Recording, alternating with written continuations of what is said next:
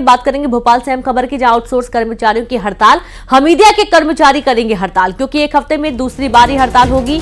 3 महीने की बकाया वेतन की मांग की जा रही है। आप ये देखिए कि एक हफ्ते पहले भी ये हड़ताल का रुख अख्तियार किए थे, लेकिन काफी समझाइश के बाद शांत हो गए थे। एक बार फिर से सभी कर्मचारी जो आउटसोर्स कर्मचारी है, इन्होंने हड़ताल शुरू कर दी। हड़ताल का कर्मचारियों की हड़ताल का असर भी पड़ता है और जाहिर सी बात है कि इससे जो व्यवस्थाएं होती हैं वो सुचारू नहीं रह पाती हैं। 3 महीने का वेतन इनका अटका हुआ है और इसके चलते जो आउटसोर्स कर्मचारी हैं ये हड़ताल कर रहे हैं। खबर भोपाल से है, हमीदिया के कर्मचारी करेंगे हड़ताल। एक हफ्ते में दूसरी बार हड़ताल होगी। 3 महीने के बकाया वेतन की मांग की जा रही है।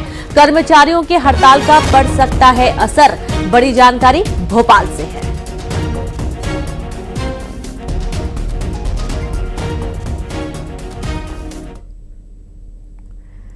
केंद्र सरकार आज संसद में वन नेशन वन इलेक्शन यानी कि एक देश एक चुनाव विधेयक पेश करने जा रही है और इस बिल को केंद्रीय कानून मंत्री अर्जुन राम मेघवाल सदन में पेश करेंगे।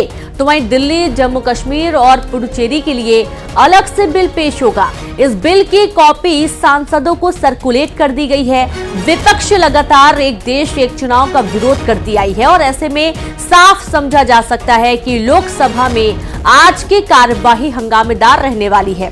संसद की कार्यवाही से पहले बीजेपी ने अपने सांसदों के लिए 3 लाइन का व्हिप जारी किया है। बीजेपी के साथ साथ टीडीपी और शिवसेना ने भी अपने अपने सांसदों के लिए व्हिप जारी कर दिया है। आपको ये भी बता दें कि सरकार इस बिल को पेश करने के बाद ज्वाइंट पार्लियामेंट्री कमेटी यानी कि जेपीसी को भी भेजना चाहती है।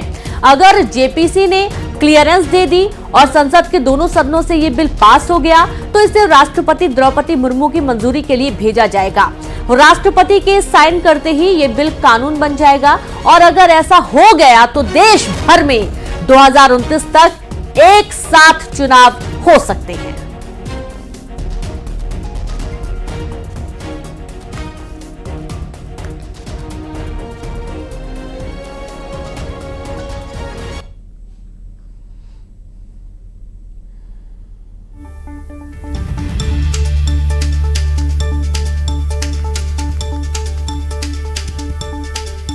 तो आज केंद्र सरकार संसद में वन नेशन वन इलेक्शन यानी कि एक देश एक चुनाव विधेयक पेश करने जा रही है और इस बिल को केंद्रीय कानून मंत्री अर्जुन राम मेघवाल सदन में पेश करने वाले हैं। वहीं दिल्ली, जम्मू कश्मीर और पुडुचेरी के लिए अलग से बिल पेश होगा और इस बिल की कॉपी सांसदों को सर्कुलेट कर दी गई है।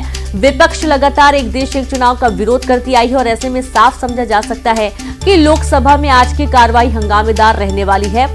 संसद की कार्यवाही से पहले बीजेपी ने अपने सांसदों के लिए 3 लाइन का व्हिप जारी कर दिया है। बीजेपी के साथ साथ टीडीपी और शिवसेना ने भी अपने सांसदों के लिए व्हिप जारी किया है।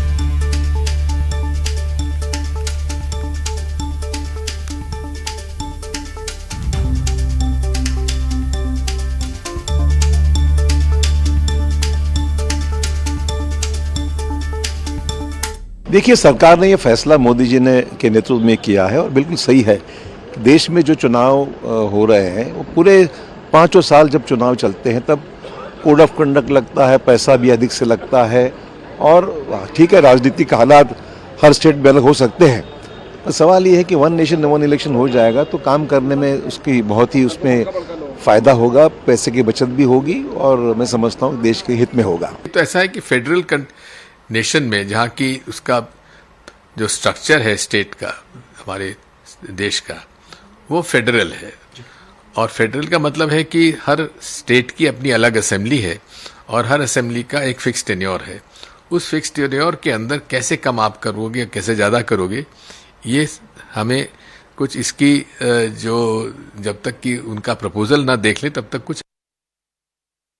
इस साल 2024 का जनरल इलेक्शन में बंगाल में जब चुनाव हुआ तो बंगाल जैसे राज्य में, प्रदेश में 7 दफा में चुनाव किया गया। 2021 में जब विधानसभा के चुनाव हुए तब 2021 में बंगाल को 8 दफों में चुनाव कराया गया। तो जो एक राज्य में ऐसा ही आप अगर देखेंगे तो 2 महीना पहले, 1 महीना पहले झारखंड में जब चुनाव हुआ, झारखंड जैसा एक प्रदेश में आपने 2 दफा में चुनाव करवाया। जो एक छोटा सा राज्य में 2 दफा में, 7 दफा में, 8 दफा में चुनाव करवा रहे, वो कहाँ से 140 करोड़ का देश में 1 दफा में चुनाव कराने की बात करते हैं? देखिए, बहुत इम्पोर्टेंट बिल है और ये देश को बहुत सारा पैसा, बहुत सारा रिसोर्सेज, आर्म्ड फोर्सेस, सबका टाइम वेस्टेज जो होता था वो बचाएगा। हम लोग कहते हैं कि डेवलपमेंट में तेज़ी लाया जाए और वो पैसा जो बचेगा वो सारा डेवलपमेंट में लगेगा, इंफ्रास्ट्रक्चर डेवलपमेंट में लगेगा।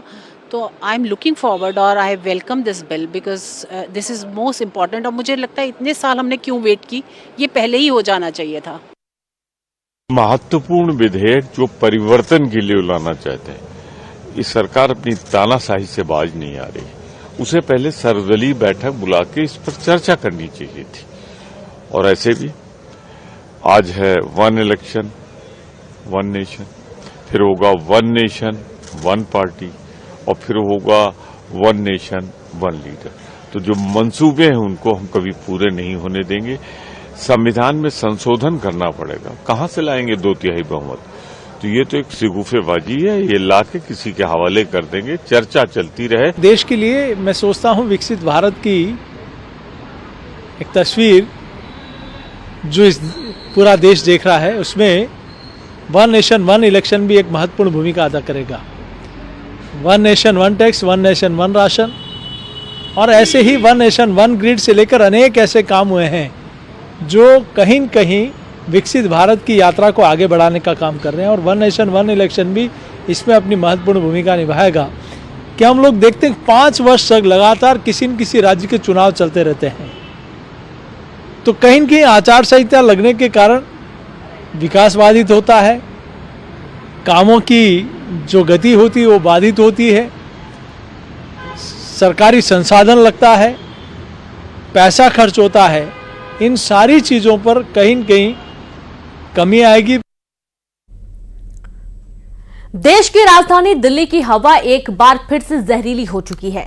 दिल्ली का AQI 400 के पार पहुंच चुका है, जो कि गंभीर स्तर माना जाता है। और इसके बाद दिल्ली NCR में ग्रैब 4 लागू कर दिया गया है। ग्रैब 4 लागू होने के बाद कारखानों, निर्माण कार्यों और यातायात पर कड़ी पाबंदियां लगाई गई हैं। दिल्ली में 1ली से 5वीं तक के स्कूल हाइब्रिड मोड में चलेंगे। दिल्ली में सभी तरह के ट्रकों की एंट्री पर बैन लगा दिया गया है। तो वहीं नोएडा में स्कूल 9 बजे से खुलेंगे।